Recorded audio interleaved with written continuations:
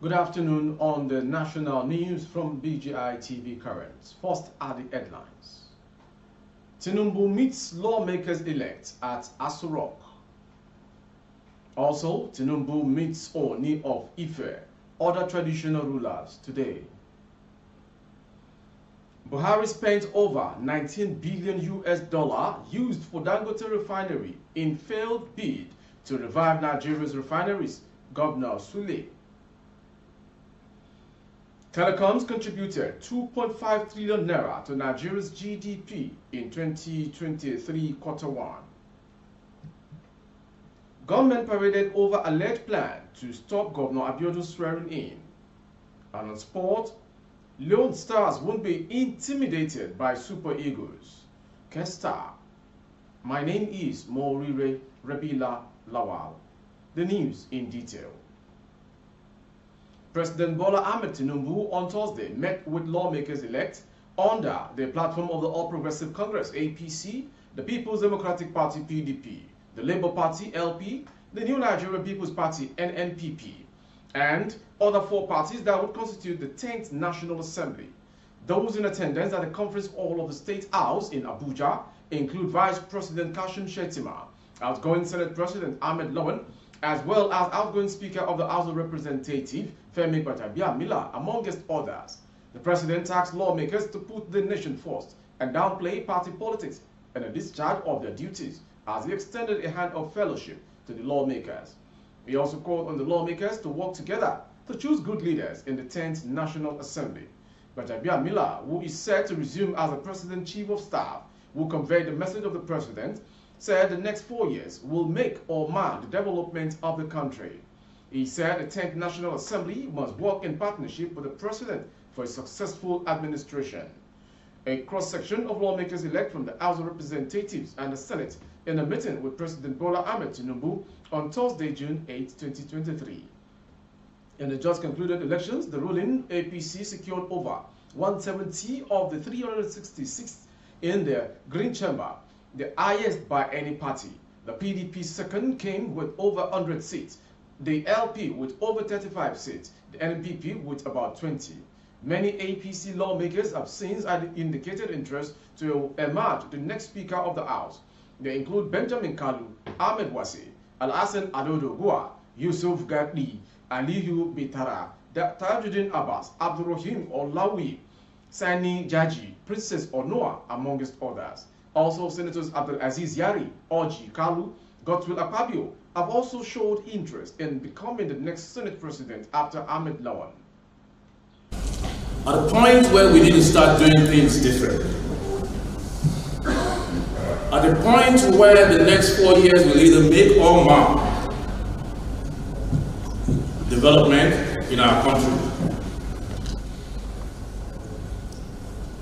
I do not remember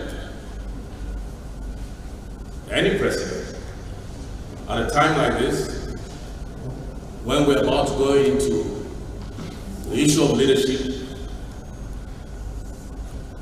ever calling, if my memory serves me right, at least not in this fashion,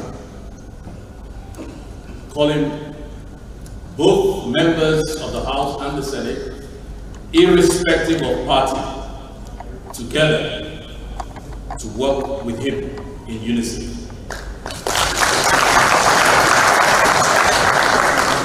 If my recollection serves me right, I have had meetings such as this, and we do have it every 4 years, and I believe Comrade Adams Oshomole was one of the ones that pioneered this, but it was strictly mostly with members of the ruling party. This is a meeting with members of the ruling party and perhaps 8 other minority parties. Now, to me, that is landmark. And I want to thank Mr. President for taking this initiative and bringing us together, almost blurring political lines. I served as a speaker for 4 years from inception I myself blurred political lines. And we governed, or we administered the House of Representatives with a motto from day one that nation building is a joint task.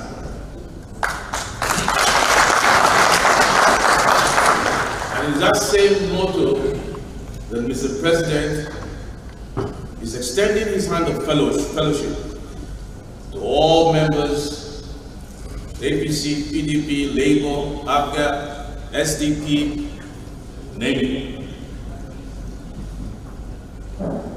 We're a coat of many colors. And what Mr. President seeks to do is to stitch those colors together into one big fabric that will, to the benefit of Nigeria. President Bola Ahmed Tinubu will today meet the leading traditional rulers from the 6 geopolitical zones of the country. Information report that the meeting with monarchs from across Nigeria will be held at the Presidential Villa, Abuja. It was gathered that the meeting today at the State House with the traditional rulers is at the instance of the Ooni of Ife, Oba Adeyeye Enitan Ogusi. President Bola Tinubu is expected to rally the traditional rulers to support the fuel subsidy removal. He is also expected to plead with them to educate their subjects on the economic reasons behind this decision. Sources at the villa told information on the ground that the former Lagos State Governor will also share his vision for the country with the traditional rulers and our plans to govern the country by doing justice to every part of the country. Since Tinubu assumed the presidency on May 29, 2023, he has been meeting various leaders across in a move to build national consensus around some of the socio-economic problems confronting the country. After announcing fuel subsidy removal, which triggered disruption in fuel supply last week as a result of the hoarding by fuel stations, Tinubu has met governors elected on the platform of his party, the All Progressive Congress, and met all the 36 state governors under the platform of the Nigeria's Governors Forum. Going on to the next story. Governor Abdullahi Sile of Nasarawa State says the government of ex-president Muhammadu Buhari spent more than the $19 billion used in building the Dangote refinery on maintenance of country's refineries. The Nigeria has refineries in Kaduna, Port Harcourt, and Warri, but none is operational, with experts saying the recent launch of the Dangote refinery would be a game changer in the sector. Look at how much the President Buhari administration spent on fixing the refineries. In the 8 years, he spent more money than $19 billion that Dangote spent in building a refinery. That is 1.5 times the size of our 3 refineries combined, Sule said during an interview with Channels Television Sunrise Today on Thursday yesterday. He pinned the payment of subsidy on Nigeria's non-functional refineries. From the government side, I think we didn't do a good job. When the former president, Muhammadu Buhari, came in 2015, prices of crude oil dropped by less than $30.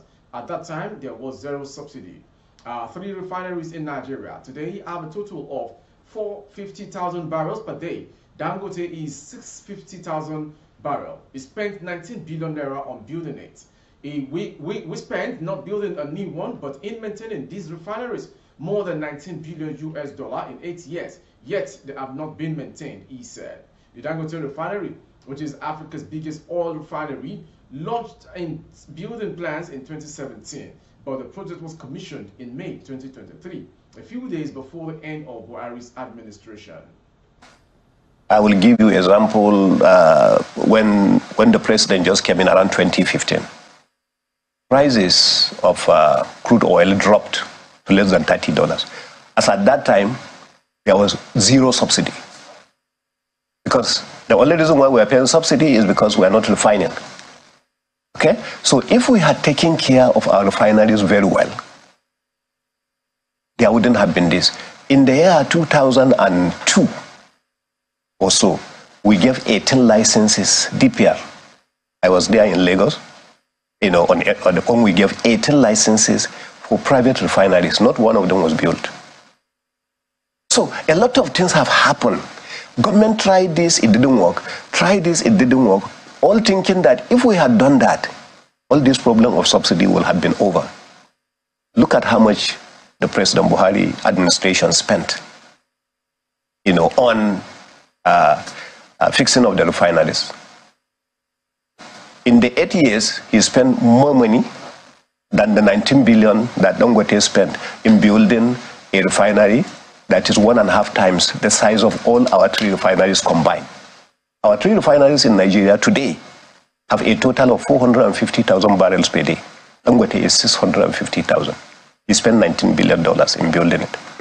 We spent in maintaining, not building a new one, maintaining these new refineries more than 19 billion in the 8 years. Yet, they have not been maintained. So is it that government?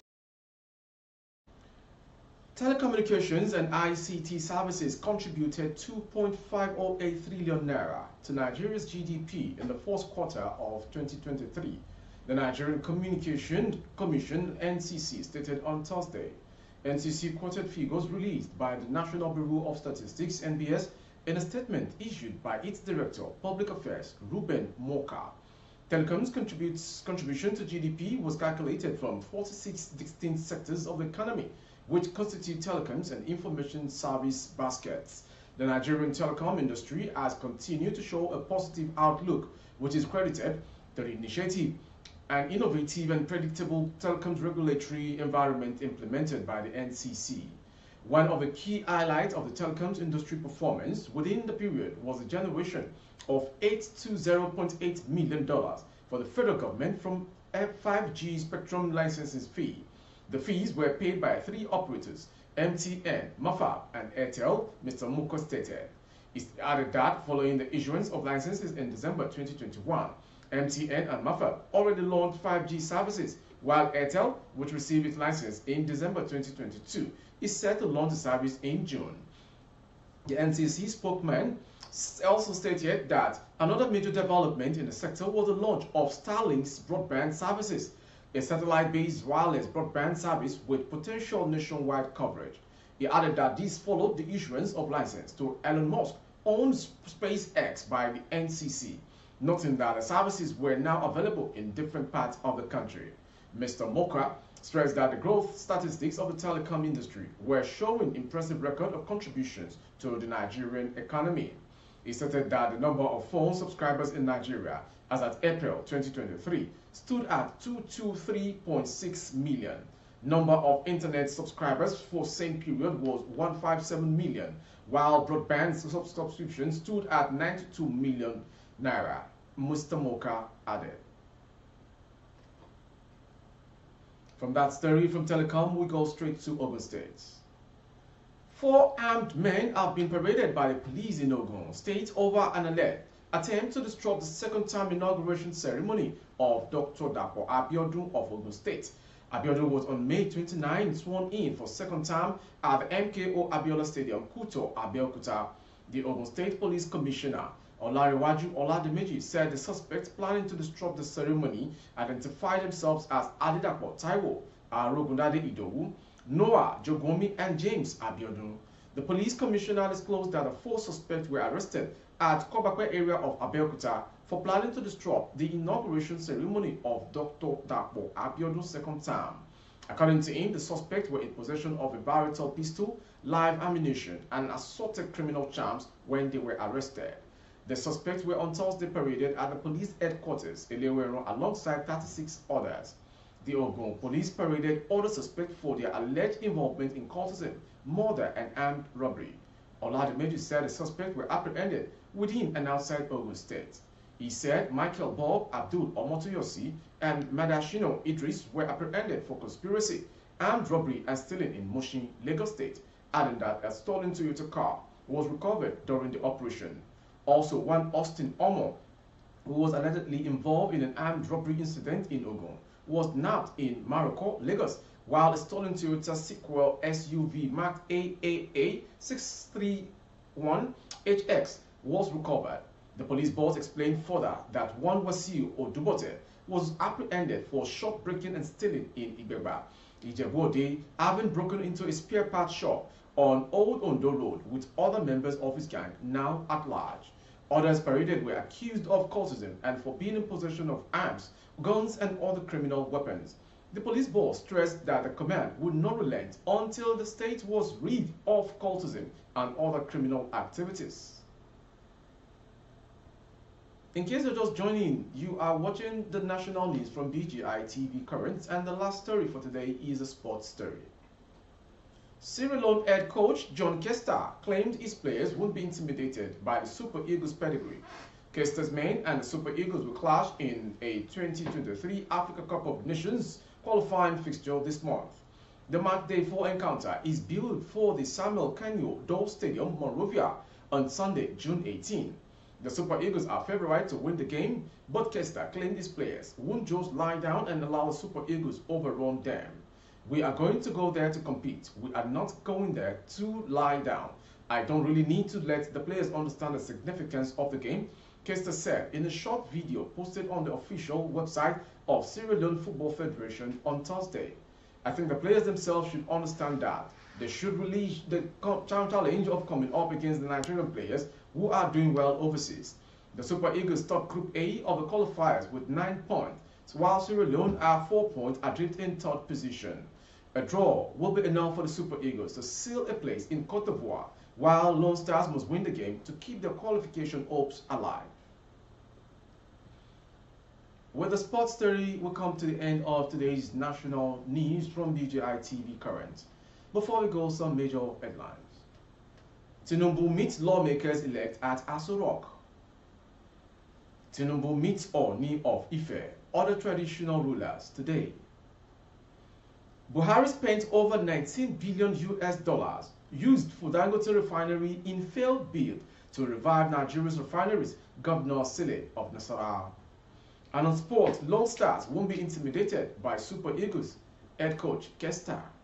For more updates of our stories on YouTube, our handle is BGI TV Current. Kindly subscribe and click on the notification bell, select option all to access our broadcast.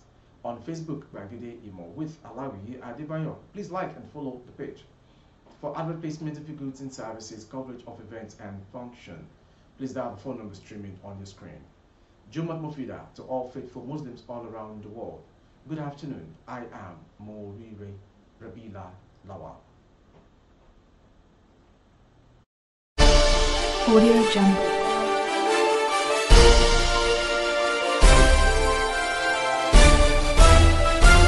Audio Jungle.